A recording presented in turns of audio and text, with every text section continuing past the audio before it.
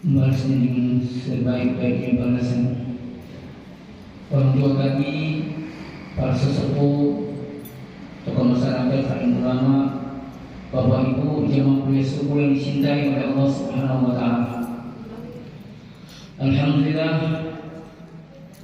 kita senantiasa bersyukur kepada Allah atas segala limpah nikmat karunia-Nya yang tak terhingga dan tak dapat pula kita menghitungnya.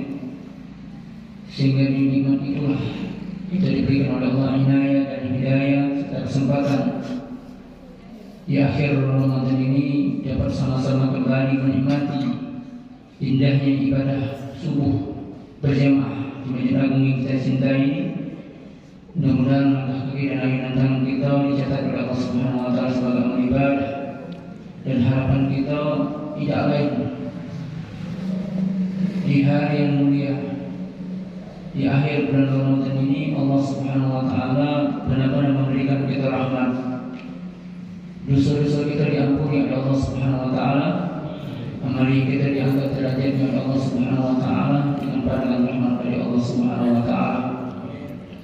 Lantunan salawat dan salam tetap tercurah kepada penghariban junjungan kita Nabi besar Muhammad sallallahu alaihi wasallam, juga terlimpah kepada keluarganya, para sahabat, para tabi'in, para alim ulama, para pejuang agama, para sesepuh kita, para guru-guru kita, para orang tua kita, dan mudah-mudahan Allah Subhanahu wa Ta'ala kelak akan mengumpulkan kita semuanya dengan orang-orang yang kita cintai, yang dicintai oleh Allah Subhanahu wa Ta'ala di yaumil mahsyar, untuk mendapatkan syafaatul uzmah dari Nabi kita Muhammad sallallahu alaihi wasallam.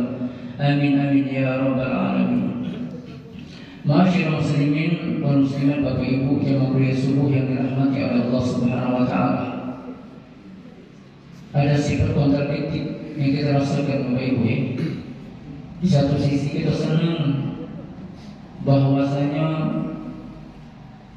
kita sudah berada di penghujung bulan Ramadan, walaupun ada perbedaan ikhwan kita yang mulai hari ini mengadakan Idul Fitri, tapi jangan dipermasalahkan. Yang namanya perbedaan itu rahmat dari Allah Subhanahu wa Ta'ala. Yang penting kita cari persamaannya. Jangan sampai perbedaan ini memecah hati kita, sehingga saya katakan kami yang baik, kamu salah.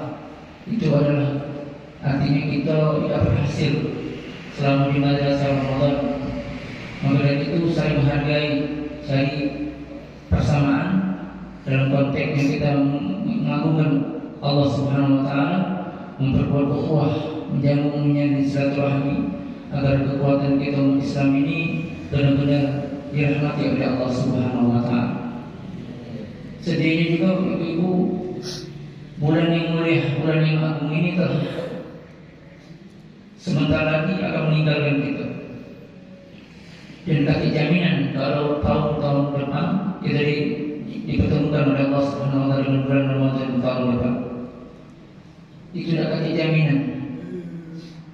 Maka dari itulah inti daripada kita mengadakan amalia Ramadan baik di malam harinya dengan sholat tarawih, witir, tadarus Al-Quran, tahajud, kemudian kita melakukan amalia sedekah, berinfak, membayar zakat, dan siang harinya kita menahan diri dari pembatal puasa.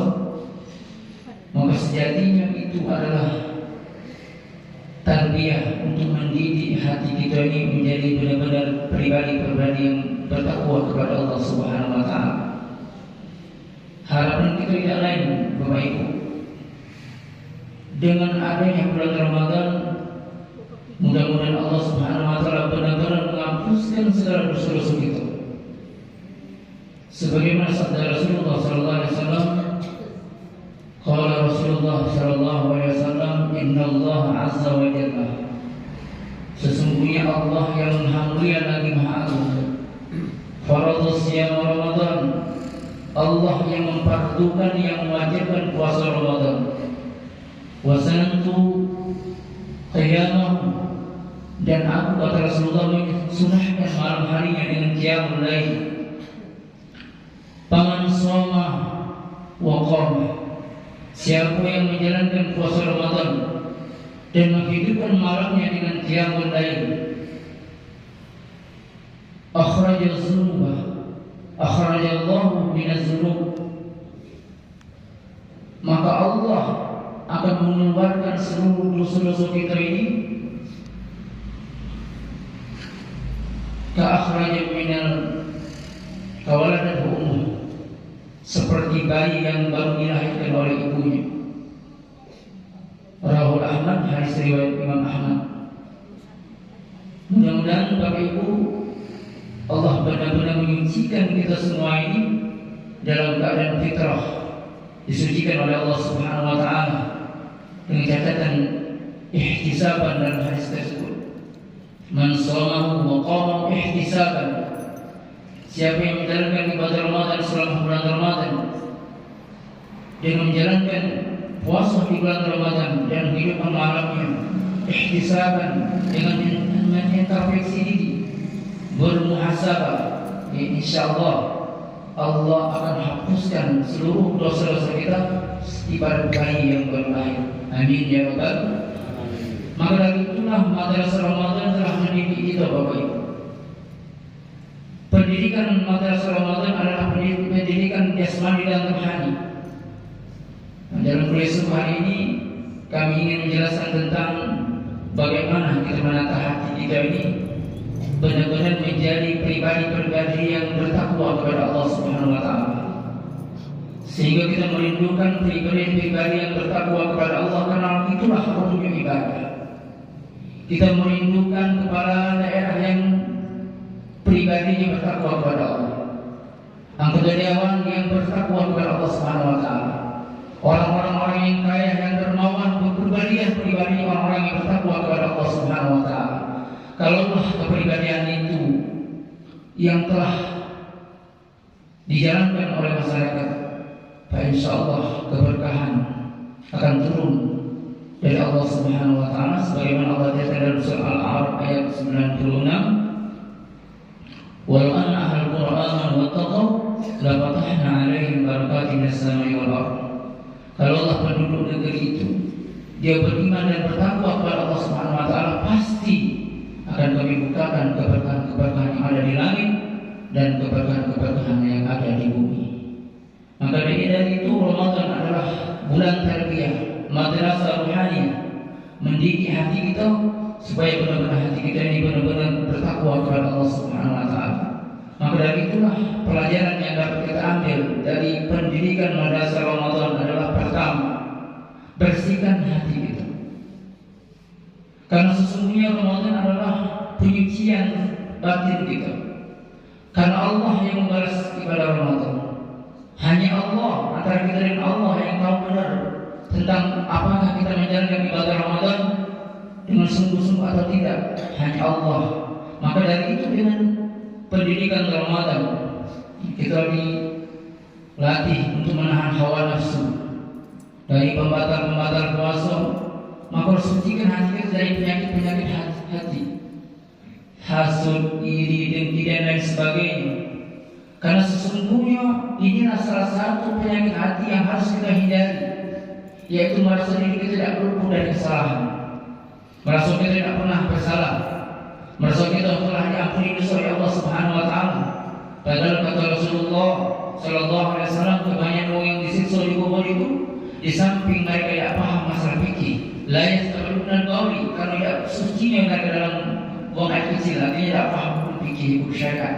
Yang kedua yang terlalu pentingnya adalah wakana yamsi binamimah, dia berjalan di muka bumi, yamsi berjalan, pikirannya, ucapannya, tingkah lakunya namimah, mengadu, membawa namimah. Namimah di sana adalah penyakit prasangka yang tidak baik dari orang lain. Mungkin karena sikap kita, mungkin dari ucapan kita, orang lain bisa jadi terzalimi, orang lain bisa jadi prasangka yang tidak baik. Nah, maka dari itulah sehingga orang yang bertakwa kepada Allah menjalankan ibadah Ramadan, nah kita harus bersihkan hati kita ini dari seluruh penyakit-penyakit hati. Kenapa? Karena sejatinya amal Ramadan adalah ibadah yang benar-benar menyucikan hati kita. Kalau kita benar-benar menjalankan ibadah Ramadan, malamnya kita bertakalluf kepada Allah, di siang harinya kita menundukkan hawa nafsu, sekalipun nafsu kita ini mudah marah kalau bawa lapar gitu, mudah emosi, tapi kita tundukkan. Kenapa? Karena inilah Ramadan yang mendidik hati kita benar-benar disucikan dari penyakit-penyakit hati yang akan merusak amaliyah kita, baik itu hasud, iri, dengki dan lain sebagainya. Karena sesungguhnya Allah Subhanahu wa taala memandang kita itu adalah dengan pandangan hati. Insyaallah hati kita diselamatkan oleh Allah Subhanahu wa taala. Karena Allah jasa dalam surah Asy-Syu'ara ayat 89, A'udzubillahi minasyaitonir rajim. Wala tuhzini yauma yub'atsun. Ya Allah, jangan kau hinakan aku pada hari kebangkitan. Yauma la yanfa'u mal wala banun. Hari di mana harta wala banun dan juga anak-anak kandung illa la yanfa', tidak akan memberikan manfaat apa-apa harta termasuk anak-anak yang kita miliki, illa terkecuali itu akan memberikan manfaat man atallah, siapa yang datang kembali kepada Allah biqalbin salim, dengan hati yang selamat, hati yang disucikan oleh Allah Subhanahu wa taala. Maka dari itu kita berupaya sucikan hati kita dengan prasangka baik, dengan memaafkan. Makanya di bulan Ramadan kita disuruh berbanyak, Allahumma innaka afuwwun karim tuhibbul afwa fa'fu anna. Ya Allah, innaka afuwwun, sesungguhnya Engkau itu adalah zat yang pemaaf. Allah itu Maha Pemaaf. Allah sandingkan sifat pemaafnya dengan karim, mulia. Orang yang memberi maaf itu adalah orang yang mulia. Artinya Bapak Ibu, terkadang kita sering doakan supaya kita mempunyai jiwa pemaaf. Kadang-kadang karena tingkah laku kita yang kita tidak sebenarnya kita dukung yang bersangkutan, mari kita doakan itu. Ya Allah, ini amalan seorang sahabat yang dijamin oleh Allah masuk surga tanpa hisab. Jadi dari 10 golongan sahabat yang yang diselamatkan oleh Allah, dijanjikan masuk surga tanpa hisab adalah sahabat yang tiap malamnya amalnya tidak banyak. Ngaku mendoakan ya Allah, memaafkan orang yang salah dengan engkau. Jadi bersangka dengan itu. Kita biasa kita menganggap kita mungkin kita sombong lah, mungkin kita namanya tadi tidak nyapa lah.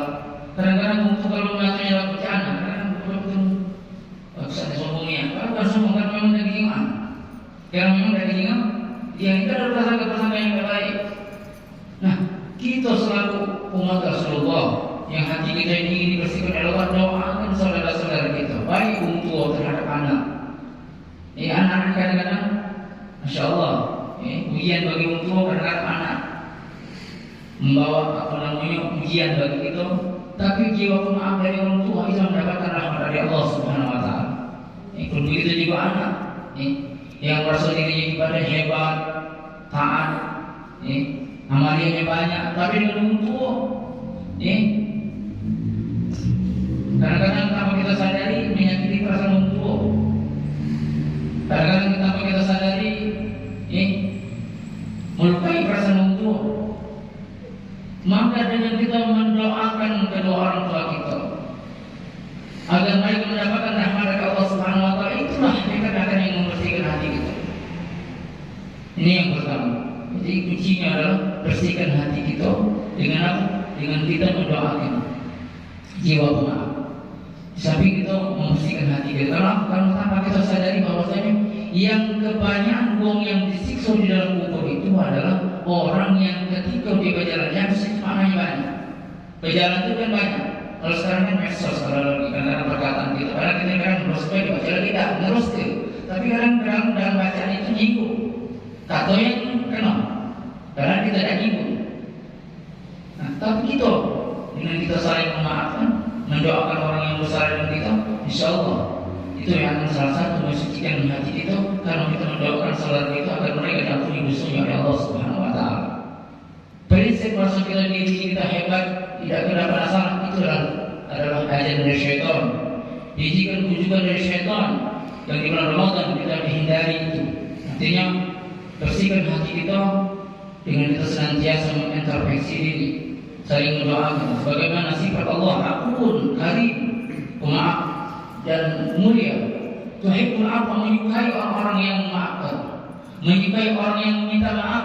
Makanya kita berdoa, maafkanlah aku ya Allah, maafkanlah kami ya Allah.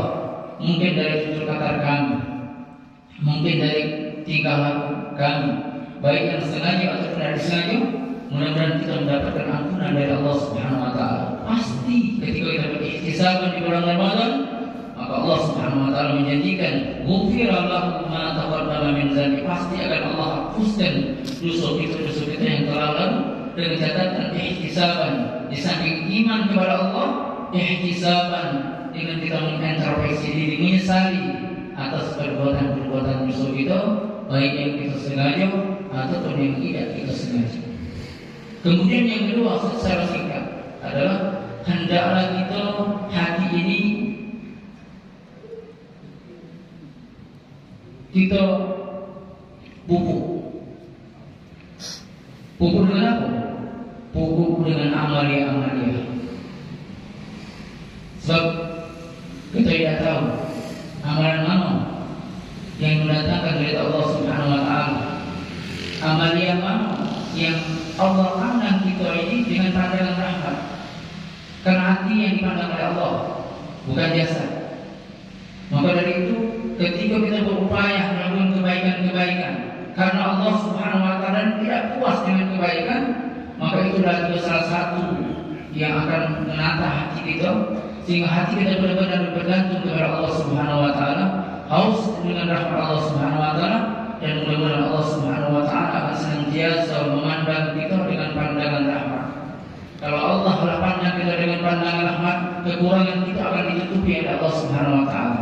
Kesalahan kita akan dimaafkan oleh Allah Subhanahu wa taala dengan maghfirah, dan amalia kita diterima oleh Allah Subhanahu wa taala dengan rahmat Allah Subhanahu wa taala. Terlebih-lebih kita telah berada di bulan Ramadan ini.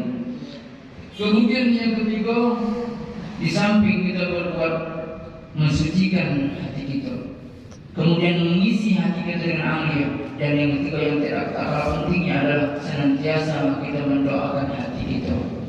Sebagaimana hadis yang disampaikan oleh Rasulullah, doa yang sering dipanjatkan oleh Rasulullah, kata Rasulullah, ya muqallibal qulub, sabbit qalbi ala dinika wa la ta'atik. Ya Allah yang maha membolak-balik hati, sabbit qalbi, tetapkan hatiku ya Allah, ala dinik, atas agama, ala dinika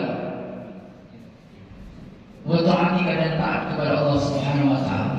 Jadi kita doakan hati kita ini baik setelah sholat, baik setelah kita malam sebelum tidur, agar hati kita ini dalam keadaan selamat dari prasangka-prasangka, selamat dari perbuatan-perbuatan syirik, selamat dari prasangka-prasangka, baik prasangka suizan kepada Allah ataupun kepada kita sesama manusia. Jika benar-benar kalau kita jaga hati ini, dengan kita bersihkan hati kita, kemudian kita isi dengan amalia-amalia, dan kita senantiasa berdoa kepada Allah Subhanahu wa taala agar hati kita dijaga oleh Allah Subhanahu wa taala. Jangan sampai hati kita ini ketika kita akan meninggal dalam keadaan hati yang dikotori dengan hati muzmah ataupun hati yang mazmumah, yang tercela, tetapi hati yang dalam keadaan mardiyah, ridha, radiyah, dalam keadaan ridha dan diridhai oleh Allah Subhanahu wa taala. Bapak Ibu yang dirahmati oleh Allah Subhanahu wa taala, mudah-mudahan Allah Subhanahu wa taala memanjangkan umur kita, sehingga kita dapat kembali dengan bulan Ramadan yang penuh berkah. Maka dari itu kita syukur kepada Allah Subhanahu wa taala, dan kita berdoa kepada Allah Subhanahu wa taala, mudah-mudahan Ramadan tahun ini benar-benar mendidik hati kita menjadi hati yang qalbun salim, yang selamat, yang senantiasa kita bersihkan, yang senantiasa kita berdoa kepada Allah Subhanahu wa taala agar hati kita diselamatkan oleh Allah Subhanahu wa taala, sehingga ketika kita meninggal dalam keadaan husnul khatimah. Amin ya rabbal alamin. Demikian yang dapat kita sampaikan. Mudah-mudahan di hari Idul Fitri besok kita dalam keadaan bergembira, senang, termaafkan daripada keluarga kita, anak-anak kita, dan kita senantiasa mendoakan orang-orang yang telah mendahului kita agar kita mendapatkan rahmat dari Allah Subhanahu wa taala, dikumpulkan oleh Allah Subhanahu wa taala di yaumil akhir dan dapat nikmat, yakni dapat berjumpa dengan Allah Subhanahu wa taala dan Rasulullah sallallahu alaihi wasallam. Demikian wal a'lamu jami'an. Akhirul kalam ala hadhihi niyyah wa kullu niyatin salihah wa ila hadratin Nabi Muhammad sallallahu alaihi wasallam bi sirril Fatihah.